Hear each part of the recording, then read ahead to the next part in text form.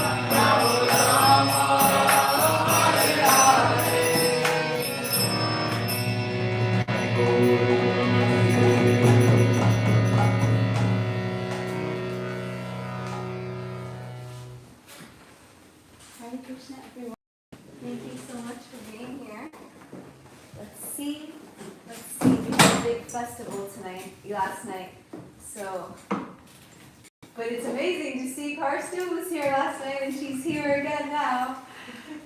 So thank you for all of you who were there last night and is also are also here today with us for this Bhagavat Sravana program. We want to welcome Subha Vilas to Bhakti Center by loudly chanting Hari Bol 3 times. Hari Bol, Hari Bol, Hari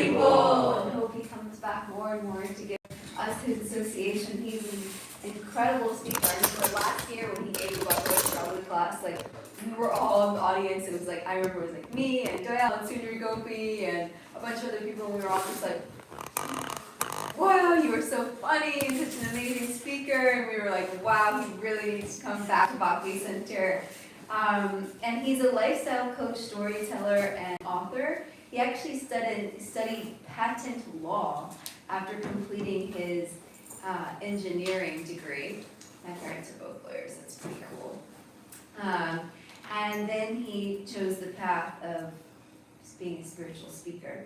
And he has just completed his PhD in leadership from Valmiki Ramayana. And his thesis is considered path-breaking in the field of leadership studies from ancient texts. He has a best-selling series, Ramayana, The Game of Life, and there'll be a book table after the program today for anyone who wants to purchase his books.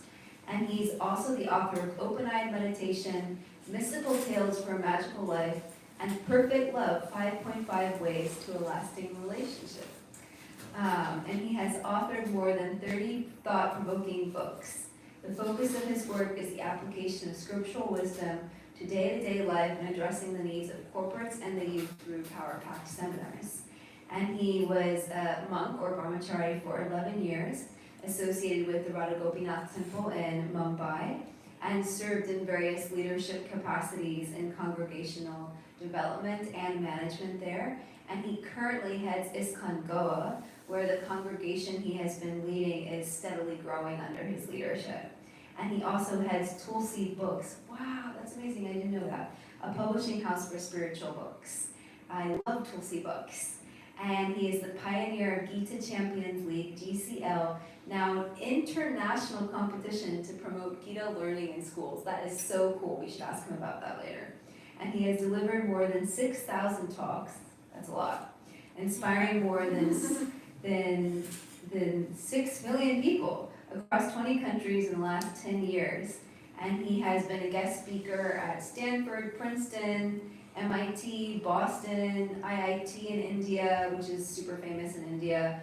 And he's a visiting faculty at several premier business management schools, including IIM, Narsi Manji Institute of Management Studies. And he is on the advisory board of MIT Pune's online educational system.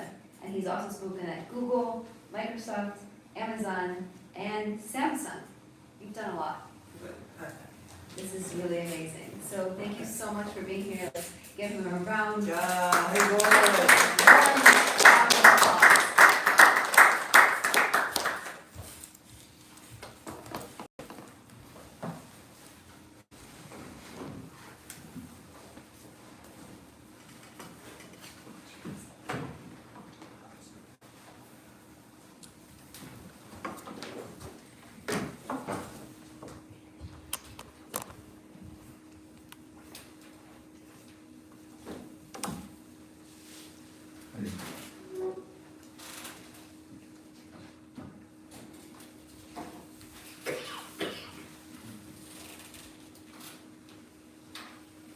Jai Radha Madhava Kunja Bihari Jai Radha Madhava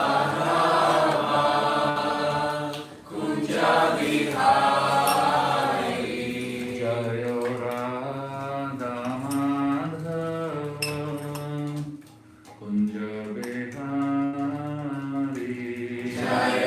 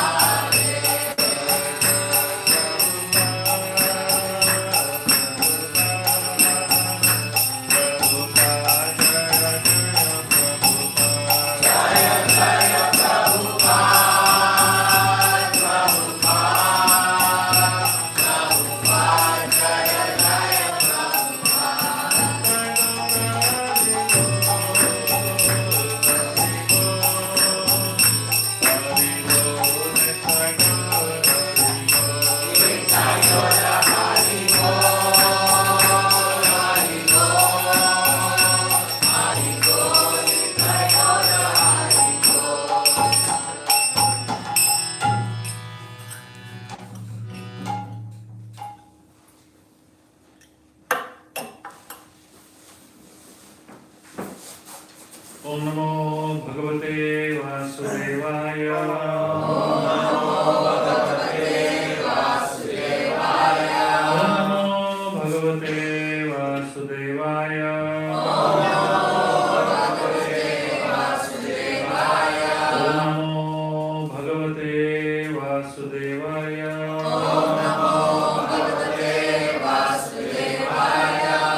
Om Ajnantimirandasya Jnananjana Shalakaya Chakshurunmilitam Yena Tasmai Shri Gurave Namaha.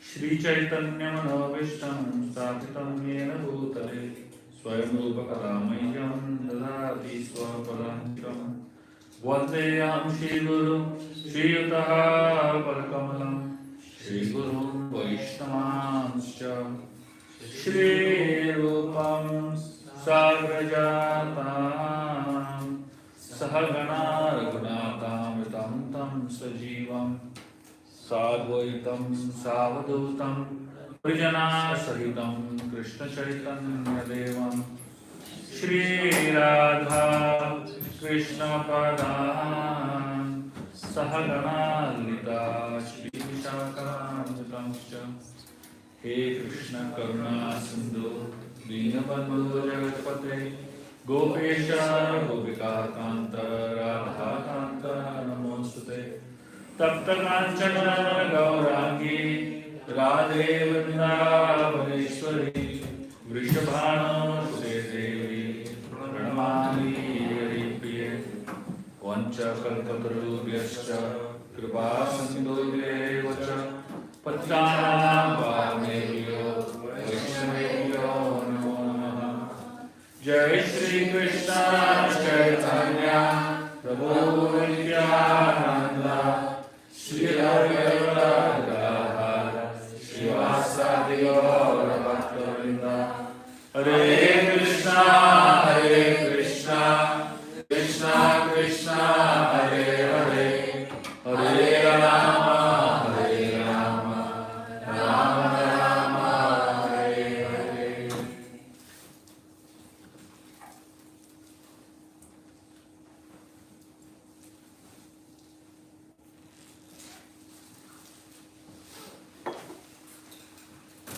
Hare Krishna. Very happy and grateful to be here with all of you all once again. So today we'll be speaking on the most celebrated and the most beautiful story of Damodar Leela. But I'll be speaking that section of Damodar Leela that you have probably never heard before.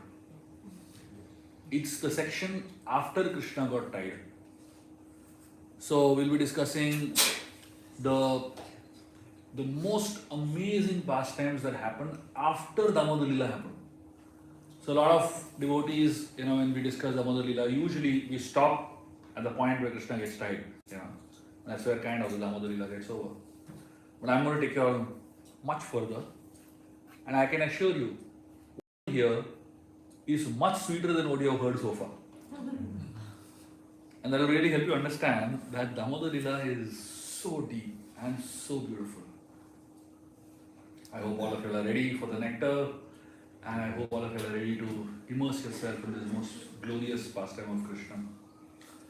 The story actually talks about the real nature of love and the real nature of Krishna's love for his devotees and the levels of love that he has for his devotees. So when Mother Yashoda tied up Krishna and she went in, Krishna was alone in the courtyard of Nanda Bhavan. Mother Yashoda, she took approximately 12 hours to tie up Krishna. That's how long it took her. Like literally it was a rope festival all day long, Practically ropes from all over Vrindavan were brought. From every household, ropes were brought. And as Yashoda was tying up one after another these ropes, the interesting thing was every new rope that was tied to the original rope, it would disappear into the original rope. And only the original rope would remain, That's why it remained always 2 fingers too short. And she had no idea what's happening. Thousands of ropes were coming and they were all disappearing into that original rope, And finally, when Krishna saw his mother's endeavor, imagine you're doing the same activity all day long, getting ropes, tying them up, again trying to tie the knot, it's not happening. So for 12 long hours, Yashoda was toiling. And all the gopis were telling her, just forget it. It doesn't seem that destiny wants you to tie Krishna up today. It doesn't seem that Lord Narayan wants this to happen. Some of them said, maybe Krishna is Narayan. You're trying to tie up God. Mother Yashoda, in her love, she said, I don't care if my son is God, but I will tie him up. She was like really determined to tie up Krishna.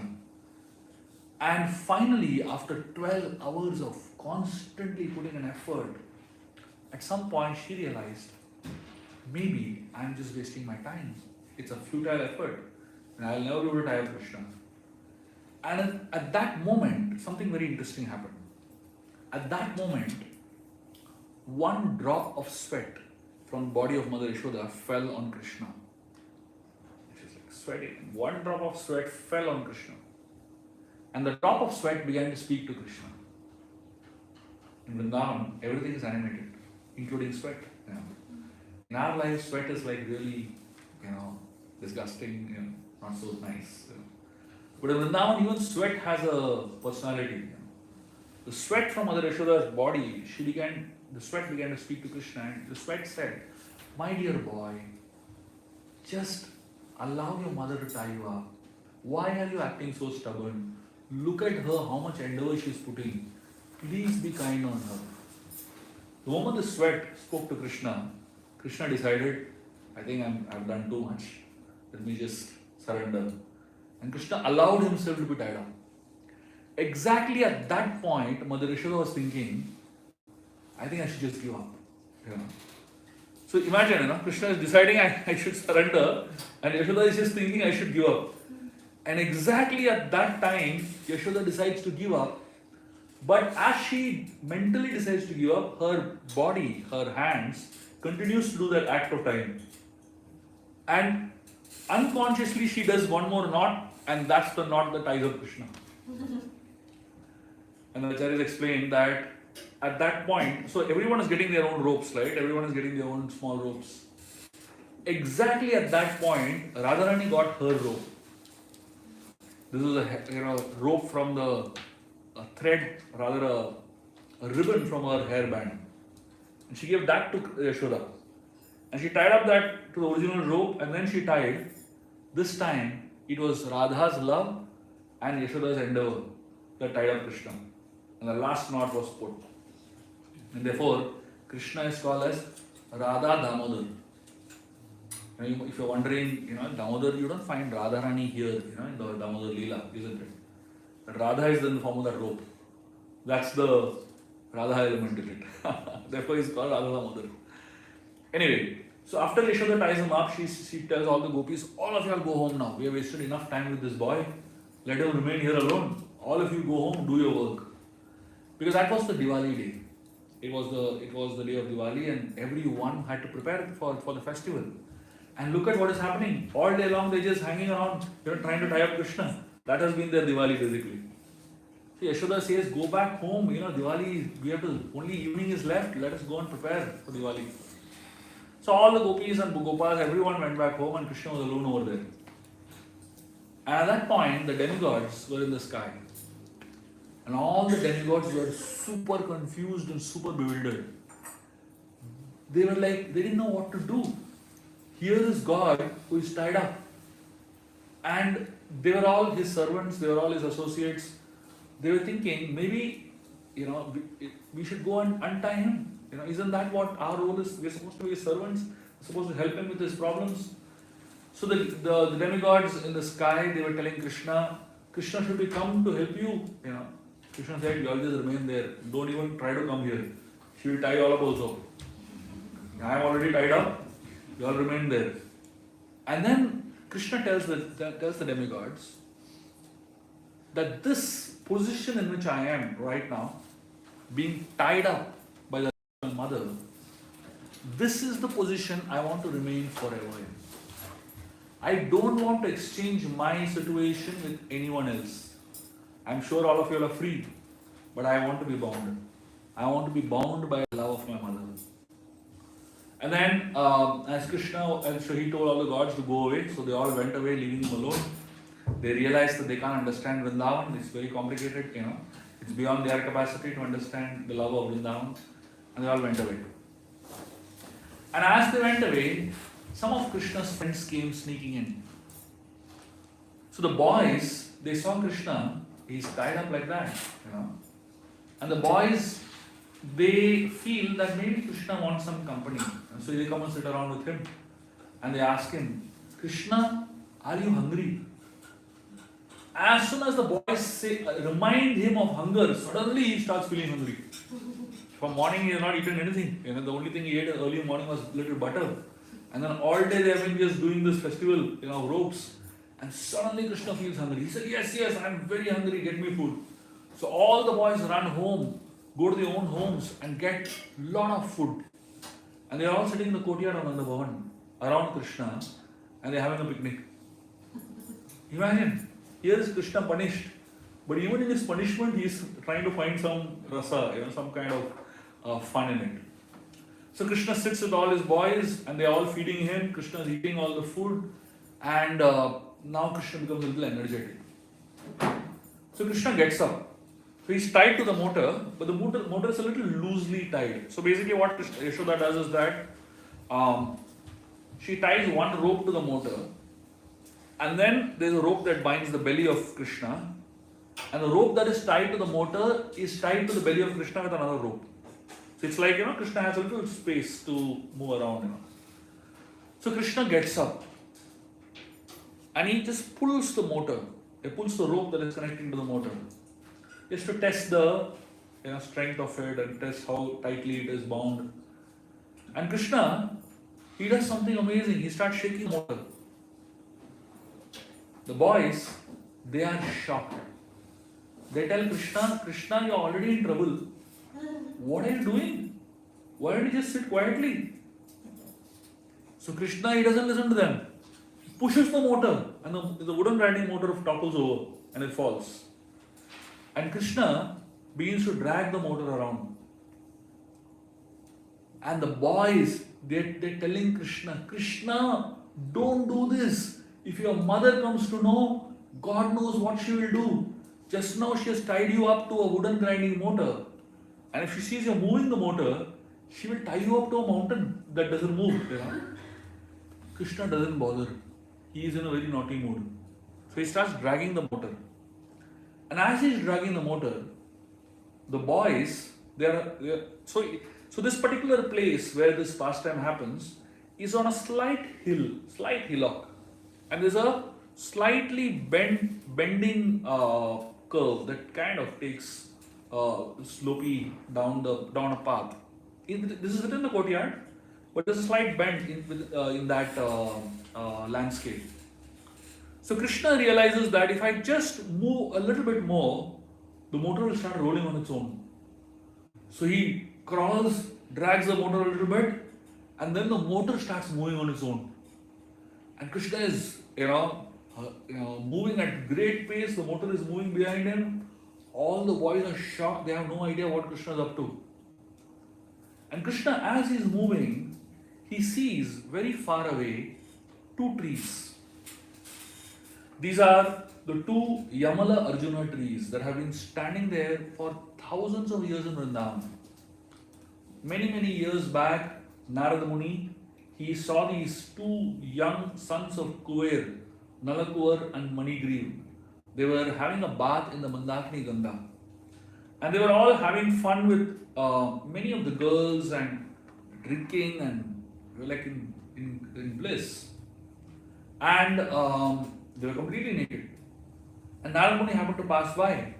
All the girls, they covered themselves. But these 2 guys, they were completely oblivious of the presence of such a great sage like Narada. And they continued drinking and enjoying themselves. And Narada Muni cursed them. That because you all have no sense of shame, I curse you all to become naked trees in Vrindavan. I mean, he didn't say Vrindavan, he said the earth planet.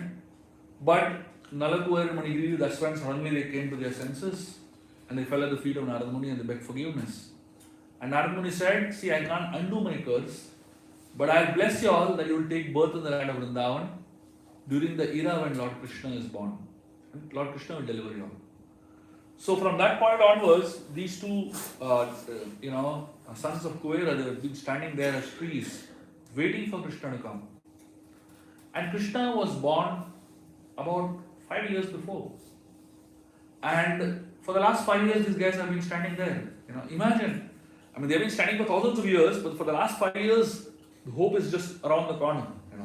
Krishna is just around. And they know that Krishna is going to deliver them, but in the last 5 years, Krishna has not even looked at them once. So imagine the desperation of these two trees. And the reason Krishna has never looked at them because he was free all this while. But today when he got bound, he realized the position of these two trees who are bound for last so many years. He could empathize. Same problem. He's also bound, they're also bound. So he decided that, see, maybe if I do a good pious activity of liberating these two, I will also get free. Thinking like this, Krishna started dragging the wooden grinding motor towards those two trees. And those two guys, they are desperately waiting for Krishna to come and deliver them. They're just hoping that Krishna doesn't go somewhere else, in the process. And Krishna moves straight towards the two trees. And he passes between the two trees. And the wooden grinding motor gets stuck horizontally. And it's stuck between the two trees. And the boys on top, they are laughing like anything. Because for them, from the distance at which they are seeing that Krishna has got into trouble. He got stuck between the two trees now. The boys are thinking, this boy falls in trouble again and again. The interesting thing was, why did the boys not accompany him? The reason was, here was going to be a mixture of Madhurya Ras and Aishwarya Ras. Krishna is going to be acting God, isn't it? When he's going to deliver these two trees, he's going to be in his full form of Aishwarya. Because he's going to deliver the trees, he's going to be acting like God. And these boys, they're in a different rasa. There's Sakhya Ras going on. So if the two rasas combine, it will be a big confusion. So Krishna, the Leela Shakti of Krishna, ensured that these boys got frozen on top. They were stuck. They couldn't move only. They were just stuck in one place. Their eyes could move around and they could see, but they couldn't move their hands, they couldn't move their legs, they couldn't move from there. So from top, they were just seeing what Krishna was doing, and Krishna got into trouble by positioning himself in a way that the wooden grinding motor got stuck. And Krishna begins to pull the wooden grinding motor. And as he begins to pull the wooden grinding motor is hitting the two trees. Krishna is not touching the two trees. Krishna is touching the rope. That is touching the wooden grinding motor. That is touching the trees. And when Krishna pulls the rope, the wooden grinding motor gets pulled and the trees get pushed. And the interesting thing was, Krishna was not even putting effort. You know who was putting the effort? The motor was putting the effort. Krishna was not at all putting the effort. Krishna was just moving slowly on his own. And the wooden grinding motor, knowing that this is what Krishna's desire is, the wooden grinding motor got energetic. How he got energetic? Because he is touching the rope that is touching Krishna. You don't have to directly touch Krishna. If you are indirectly in touch with Krishna also, you get empowered. And the wooden grinding motor has become so powerful that it's pushing the two trees. And the two trees collapse. It creates such a thunderous sound. The whole of Vrindavan, they hear that massive thunderous sound. And the two trees fall in such a way that it falls on two sides of Krishna and Krishna is exactly in between. So the trees don't harm Krishna in any way. But of course the trees have such a huge foliage. From the boys on top, they don't even understand what has happened. They think that Krishna is, crushed under the trees. They are very worried.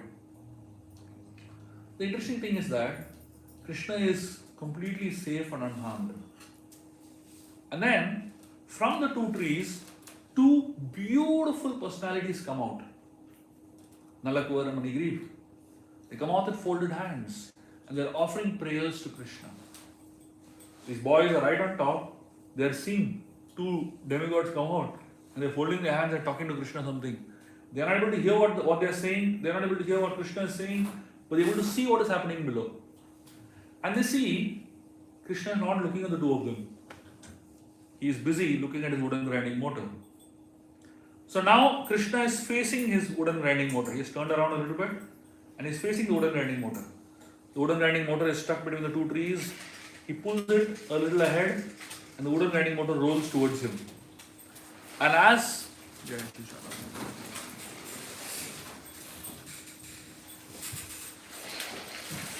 the wooden grinding motor rolled towards him, Krishna extends his leg and stops the motor from coming more closer.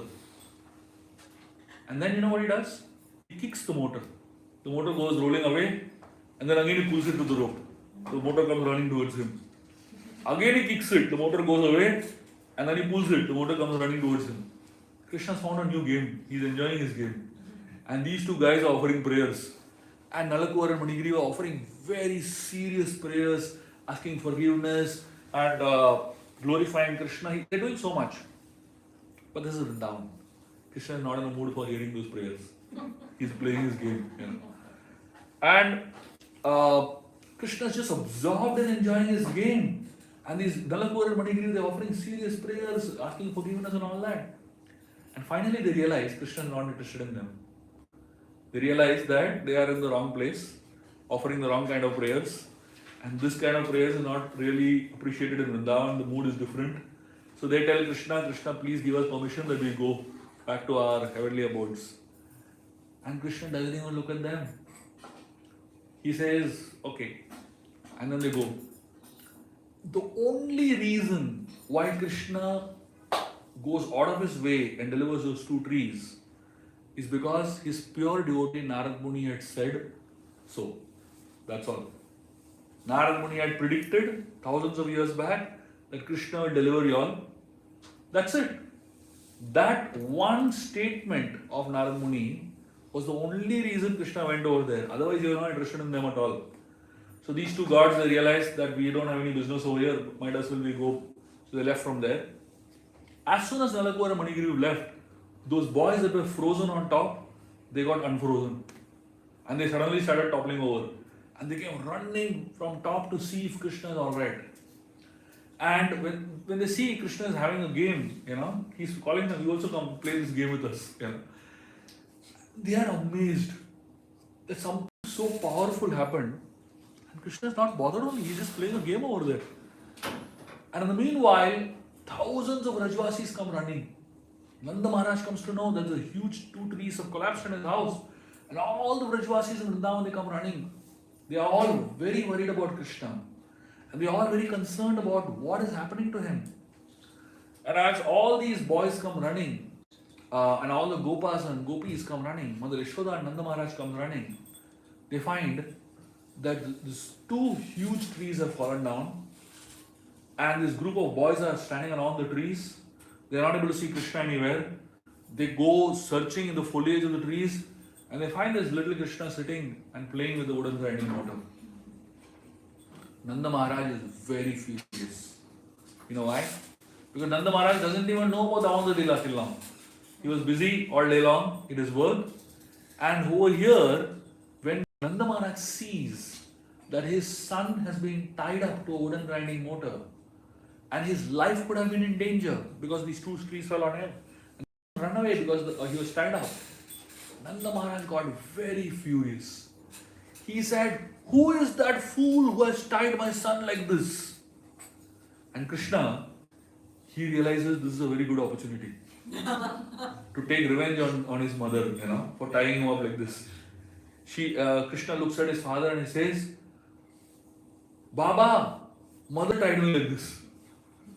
And Nanda Maharaj gets furious on Mother Yashoda. Now Yashoda has already come over here, she's seen this scene, she's already feeling so guilty that because of her, her son's life is in danger. And she was thinking, I should not have done this. And Krishna is trying to kind of rub salt on the wound and really make it sore for her. Krishna is telling Baba, I don't want to go to mother at all. I want to be with you only. Yashoda wants to hug him and pacify him and comfort him. But Krishna is not even looking at her. He is telling, now onwards I will play with you only, Baba. Nanda Maharaj tells him that, see, you need your mother also. He says, no, I only want father, I don't want mother. So Nanda says, what will you do when you want milk? So he says, I will drink milk of cows. I don't want mother at all, And Yashoda is feeling so guilty and so bad. Nanda Maharaj unties Krishna. So basically, to tie up Krishna, since Yashoda tied up Krishna, the only someone who is in Vatsalya Bhav can untie. Someone who is in the lower rasas, like Sakhya ras or Dasya ras, they can't untie Krishna because a knot has been tied by someone in Vatsalya ras. So either someone in Vatsalya ras can untie or someone in Madhurya ras can untie. So Nanda Maharaj, he was qualified to untie the knot that bound Krishna. And he untied Krishna, and Krishna became free. And he ran and hugged Nanda Maharaj. And he's not even looking at Mother Yashoda. Yashoda is trying to come to him, but Krishna is not, he is turning his face away. And Yashoda is crying tears. And Krishna is smiling. He is very happy that, his mother is crying because she made him cry all day long, And then Nanda Maharaj takes Krishna with him. And they take him to the Yamuna river. And Nanda Maharaj bathes Krishna and chants all kinds of protective mantras to protect Krishna from all evil. And Krishna is so happy in the company of Nanda Maharaj. And interestingly, Balaram here, he's a little lost. He doesn't know whose side to go on, He's thinking, should I remain with Yashoda and Rohini or should I go with Krishna? So he's thinking, if I remain with Krishna, then he will be happy with me. But if I remain with the mothers will be happy with me. So he's a little confused. And then finally he runs along with Krishna. And Krishna tells his father, from today onwards, I will be with you only. I will play a lot of games with you. Nanda Maharaj obviously is very happy because he doesn't get so much of attention from Krishna normally. Mother Yashoda gets all the attention. So all day Krishna is with Nanda Maharaj and playing, and they're having a lot of fun together. And it is late evening now. And at this point in time, since it is late in the evening, Nanda Maharaj returns back home. And as I said, this is Diwali. So all evening, from the time when this episode happened, Yashoda is really miserable. She's cooking at home, she's preparing the feast, but she's crying all the time because she feels responsible for the pain that Krishna had to go through. And she's crying, and Rohini is trying to pacify her, don't worry. But Yashoda is feeling so guilty. And finally Krishna and Nanda Maharaj come back home. And still Krishna is sitting on Nanda Maharaj's lap only, And Yashoda comes and gives food for Krishna and Nanda Maharaj. Now Krishna tells Nanda Maharaj, you feed me. And that makes Yashoda even more pained, So Krishna is really trying to mess up with Mother Yashoda. And by this time Nanda Maharaj understands the whole thing. And he understands that Yashoda is feeling so guilty. He wants to pacify Yashoda and he wants to bring the mother and child together. So now Nanda Maharaj is clueless how to bring Krishna and Yashoda back together. Finally, Nanda Maharaj gets a very interesting idea how to bring them back together. Nanda Maharaj tells Krishna, Krishna, I am very upset with your mother because she has tried you up and you could have got hurt. And because your mother has done something so bad, I am going to punish her. And then Nanda Maharaj says, I am the king of Vrindavan and anybody who does anything wrong in Vrindavan will get punished. And Krishna now suddenly starts getting worried. He starts thinking that Nanda Maharaj is really serious about punishing, the mother. Though he obviously wanted his mother to be hurt a little bit because she hurt him, he didn't think that it will go to such an extreme. And Nanda Maharaj is very, very serious. And Krishna knows Nanda Maharaj is the king of Vrindavan, he can do anything. And Nanda Maharaj says, tomorrow I am going to punish Yashoda for her big crime. And I am going to punish her with my stick. Like this he says. The moment Nanda Maharaj says like that, Krishna gets up, runs and hugs Mother Yashoda. And he says, no, no, no, no, you cannot punish my mother. She is so good. And suddenly, the whole, the anxiety between the mother and son suddenly disappears. And Krishna realizes that he is already hugging his mother. And then he decides to forget his anger. He decides to forget his revenge on his mother. And he decides that, he wants his mother. And then Mother Yashoda feeds Krishna with her own hands. And then they celebrate Diwali together. This whole story is a story that is not just about churning butter. It's a story about churning love. Krishna has his own ways of bringing out emotions from the hearts of his devotees. Every pastime that Krishna does is specifically oriented towards churning one rasa in the heart. So all human beings have different emotions, and every emotion has its place. In Vrindavan, Krishna is known as Rasaraj. He's the king of rasas. He's also known as the king of emotions. Most human beings, we experience only a few emotions in our life on a daily basis. And with everyone, we kind of are exchanging love and affection within the range of those 3-4 emotions. But Krishna has such a variety of emotions in his heart, and he has such a variety of ways of churning the emotions from the devotees' hearts, that every single pastime enhances the devotees' love towards Krishna and enhances the way they connect with Krishna. And therefore, Krishna is considered to be so sweet and so special. The devotees of Krishna, when they connect with Krishna, they try their best to express emotions with him in a particular way. But all of us have our limitations of how much we can express, isn't it? But when Krishna himself is reciprocating, it becomes much easier. There is a very beautiful description in the Bhagavat on what happens when a living entity enters the spiritual world. And this description of the Bhagavat is so amazing. It just talks about how beautiful Krishna is and how beautiful his dealings are with his devotees. It is explained that when Gopakumar, he enters the spiritual world, the moment he enters the spiritual world, he sees that the spiritual world is a huge garden, a huge playground, and Krishna is playing with all his friends. And they're playing so many amazing games. And as soon as Gopakumar enters the spiritual world, some of the friends of Krishna tell Krishna, Krishna, there's a new boy that has come. And Krishna stops playing. He drops whatever he's doing and he starts running towards Gopakumar. And he runs full speed towards Gopakumar, jumps on him, hugs him, and he welcomes him to the spiritual world. And Krishna has tears in his eyes, welcoming this little new boy into the spiritual world. Gopakumar, he feels so much at home. He feels so much at home. He starts crying. He says, if this is the experience you have when you enter the spiritual world, what will happen inside the spiritual world, you can imagine. So that's the way Krishna is as a person. See, we all have expectations from people in this world, isn't it? But no matter how many relationships we have in this world, all our relationships, our expectations are always disappointed, crushed, literally, isn't it? In the Mahabharata, there is a very beautiful story. Just after the war, when Yudhishthira becomes a king of Hastinapur and he is ruling the kingdom, one man comes running and he is in great anxiety. He first meets Bhima and he says, I'm in big problem.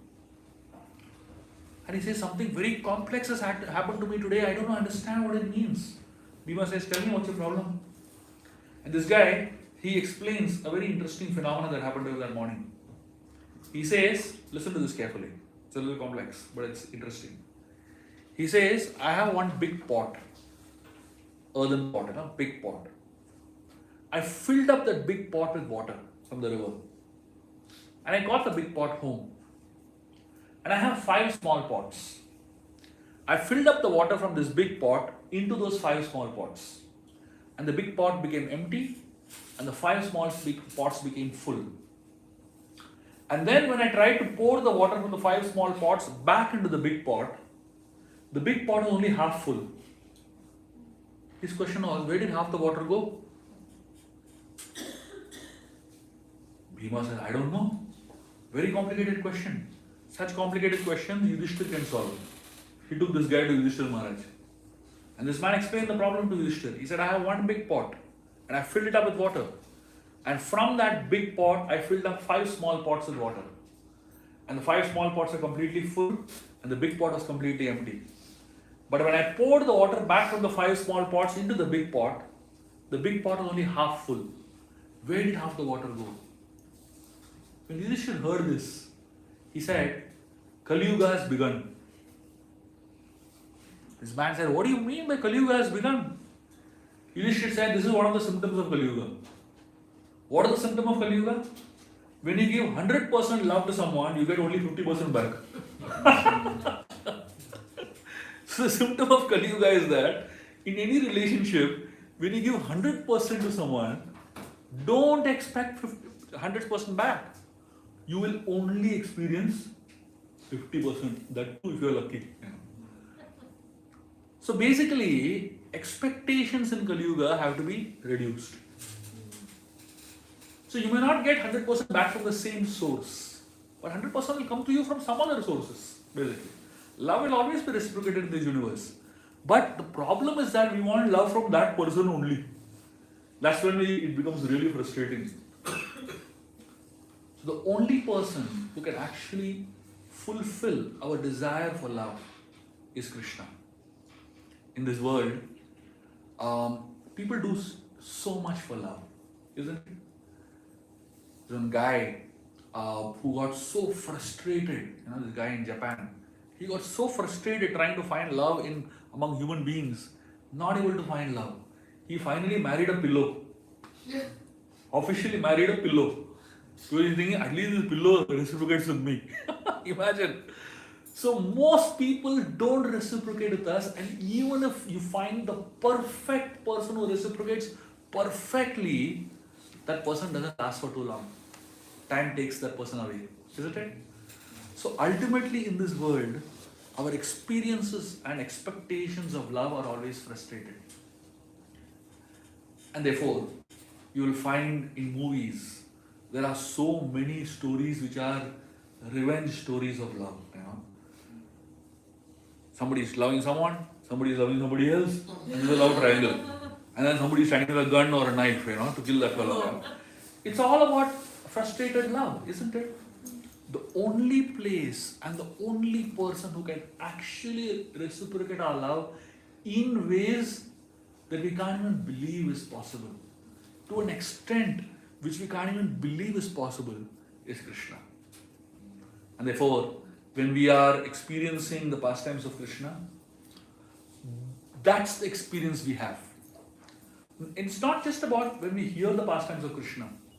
I'm sure all of us have our own experiences in which Krishna reciprocates with us, isn't it?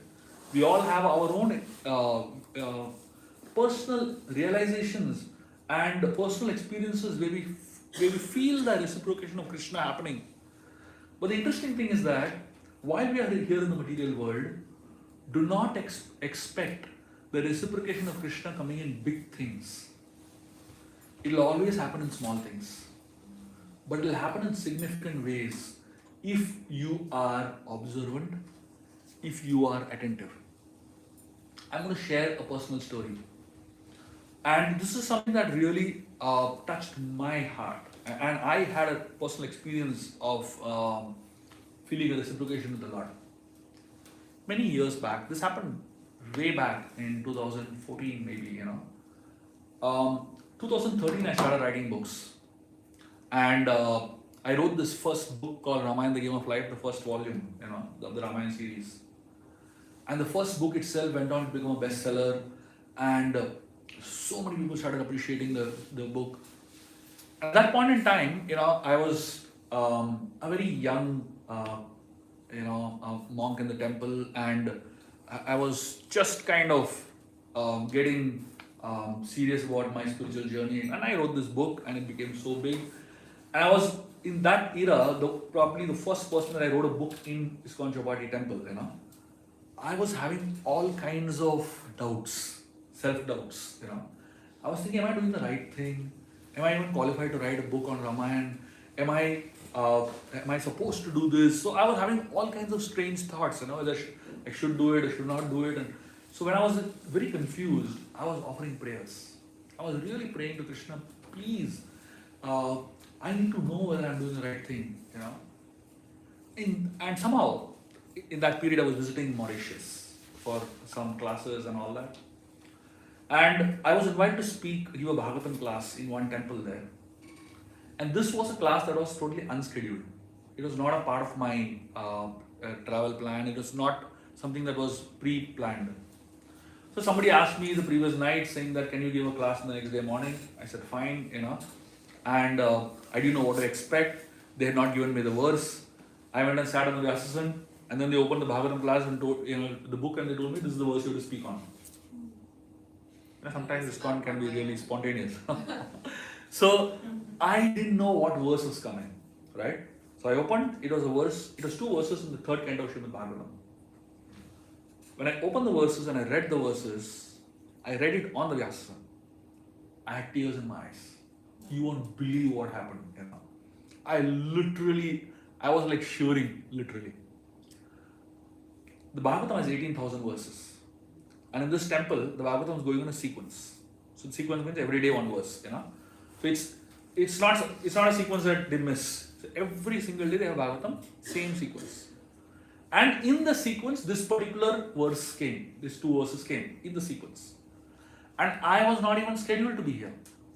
I just happened to be there, and it was not even planned, as I said. In the entire Srimad Bhagavatam, the 9th canto of Srimad Bhagavatam has 2 chapters on Ramayana. The 9th canto of Srimad Bhagavatam.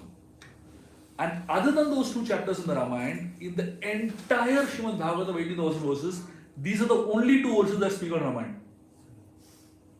Now you tell me, what is the chance, what is the possibility that I land up on that day, on that Vyasasana, speaking only on those 2 verses, while any of those 18,000 verses could have come to me? What is the possibility? Tell me. That day, I realized, I experienced something that it stunned me. So I said, now I think I'm doing the right thing. And then after that, I became really confident. I said, I'll speak Ram Katha Bindas now. So I'm sure all of you all have your own experiences, right, of seeing Krishna reciprocate in your lives. And this is the proof that Krishna is loving and Krishna is ready to reciprocate with you in the way you want it. As I said, no human being can do that. We unfortunately have expectations from human beings to do that. And every time we have expectations from human beings to do that, they let us down. Isn't it? And therefore, the whole idea of understanding Krishna Katha, especially Damodar Leela, in this month of Kartik, is to help us understand there's only one person in this whole universe that can actually reciprocate with you for your need of love, and that's Krishna. It's worth investing all your time, all your energy, all your effort, and all your prayers in pleasing that one person. And if you do that, the reciprocation that will come from Krishna is something that you won't even expect. It will be much better than what you ever expected. So most people in this world, when you expect from them, they give you less than what you expect. But when you expect from Krishna, He always over-delivers. He always gives you much more than you expect and much, much more than what you deserve. Thank you very much. Hare Krishna.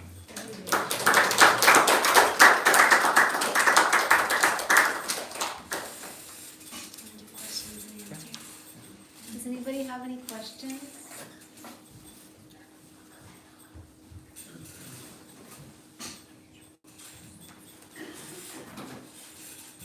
Hare Krishna Prabhu, thank Thank you so much. Such a relishable narration of Damodar Leela, and you picked up some new nuances. Every time you hear this katha, you get new juicier tidbits. So I had a question about the indirectness with which Krishna touched the trees. That he was touching the rope was touching the mortar, and then the mortar is the one that pulled the trees down. So Krishna never really touched the trees. Do the acharyas say there is a specific significance for this? Yeah. Nalakuvar and Manigriv were not exactly devotees of Krishna. They were the kind of unfortunate souls who had their own different journey, and their only qualification by which they got connected with Krishna was because Narada Muni cursed them. Other than that, they had no connection with Krishna at all, literally.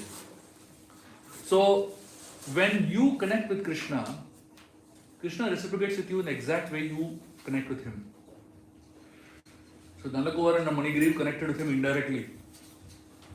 So, he also delivered them indirectly. The residents of Vrindavan, they connect with him directly. So, he connects with them also directly. Ye yatamam prapadyante. Krishna says in the Gita, right? The way you connect with me, that's the way I connect with you.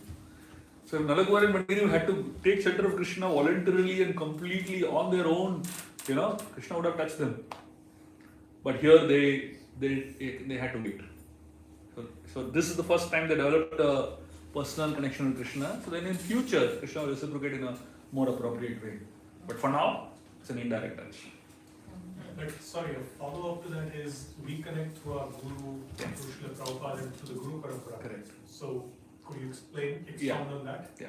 There's a little difference. Maybe repeat the question for the online audience. Yes. So what about us who connect with Krishna through the Guru Parampara? The difference between us connecting with Krishna through Guru Parampara and Nalakuvar and Manigriv connecting with Narada Muni and through Narada Muni with Krishna is we do it voluntarily, they do it forcibly. That is the difference. So when we do it voluntarily, it's our desire to connect with Krishna. So the Guru is a via medium that helps us connect with Krishna. So it's like the spiritual master is like a priest who gets a boy and a girl married together. And after the priest gets the boy and girl married together, the priest goes home. He doesn't stay with the boy and girl, isn't it? Similarly, the spiritual master helps us connect with Krishna and then he leaves. He leaves us to connect with Krishna on a personal level, basically. And of course, he's always there to help us at every point in the connection. But he allows us to develop our own personal connection with Krishna. And that's the beauty of spiritual connections. Thank you. I don't have a question, but I have a comment. So, I was the first one. You sent the book to Brooklyn Temple. So I got the first part. I was way years ago. I read it. Ramayana is such a complex book that the way you have broken down the game of life, it's amazing. All those characters are so complex, but the way you break those characters down and the intent behind it is amazing. And also the narration at the bottom is so relevant. My brother doesn't follow Krishna consciousness, but he read your books as well because I had it, and so has my cousins, and we even buy them to give them as a gift because the Swami that I follow, Radha Govinda Swami, he says you need to understand Ramayana to become a human, and then you'll be able to understand Krishna and love him. So thank you for writing those books. That's all I wanted to say.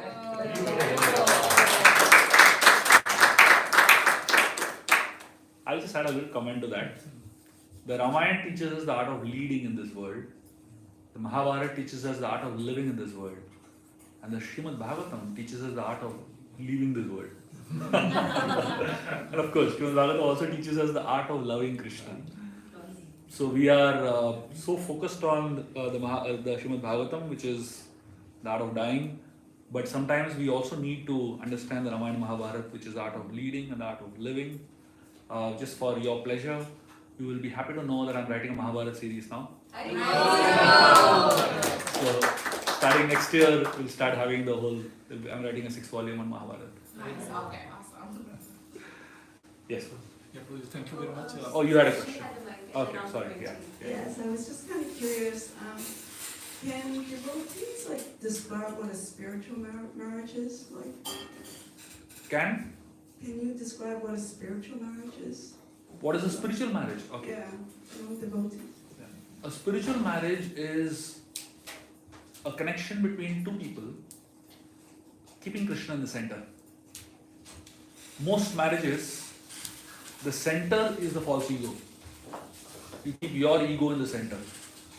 So every human being keeps their own ego in the center. When two people come together with two big egos in the center, there's going to be clashes. Spiritual marriage is where you set aside your own egos and keep Krishna in the center. And that's what beautiful and that's what thriving spiritual marriages are all about. I hope that helps. Yes. Hare Krishna. Thank you, Prabhuji. First, whatever I got to answer. In every Kartik Damodar lecture, I said, this is the intimate lila between Yasoda and Krishna. Why not say Yasoda, Yasoda Krishna, but it's saying Radha Krishna. So today got answer why is Radha Damodar. And my question is that Ma Yasoda, in fact, I've seen TV serial, he is very scared when in Gokul say that Krishna is Ishwar. So he feels very, very insecure. He doesn't want Krishna to be Ishwar. He wants it's my Kanaya, my Lala, who I did something. Right. So he wants that he should be not Ishwar. He should be as it is what is my son. Why is so? Why is he not? He gets his clear idea of being Ishwar. So you're asking why Krishna doesn't want to be called Ishwar by Mother Yashoda and he prefers to be called as son. Even I think Yashoda. Yashoda also. Yeah. This is what Vatsalya Bhava is. Yes. The mood in Vatsalya Leela, Vatsalya Ras is that there is a sense of taking care. So Vatsalya means the mother takes care of the child. You know? So if the mother starts thinking the child is going to take care of me, that's the end of Vatsalya. So because to retain the Vatsalya, this element of being God is taken away. Anything else? Thank you very much. Very, very grateful and happy to be with all of you all. Hare Krishna. Hare Krishna.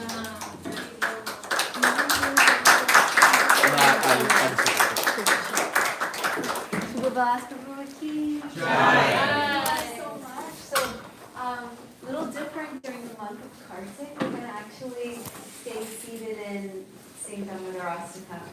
And everyone will have it. I can see.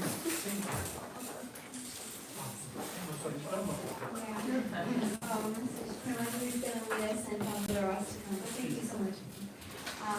And we'll all have an opportunity to please come forward and offer a Vilas. Thank you so much.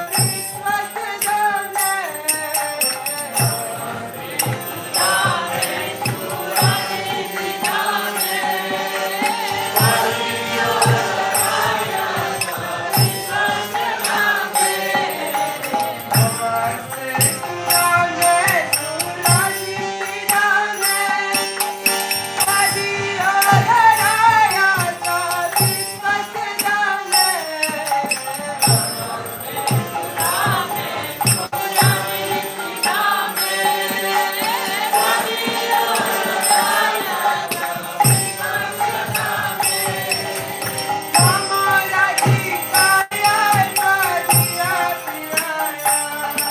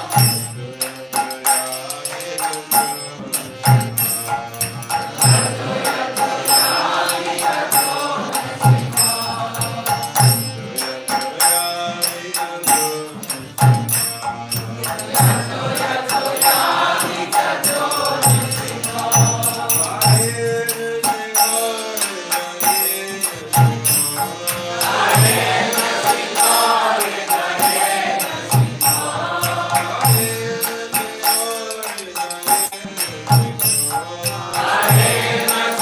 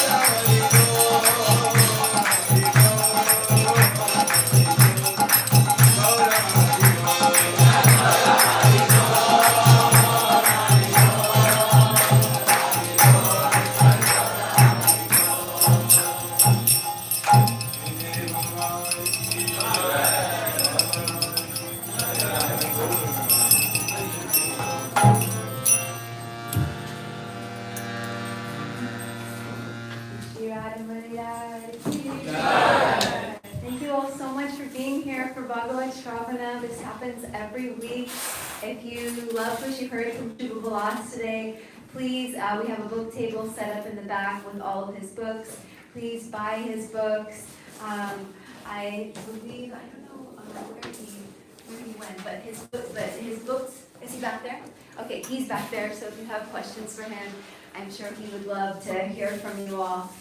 And yeah, so thank you all so much. And next week we have Jagannath Priya Prabhu giving a talk on Ashraya, understanding the principle of shelter, which is very exciting.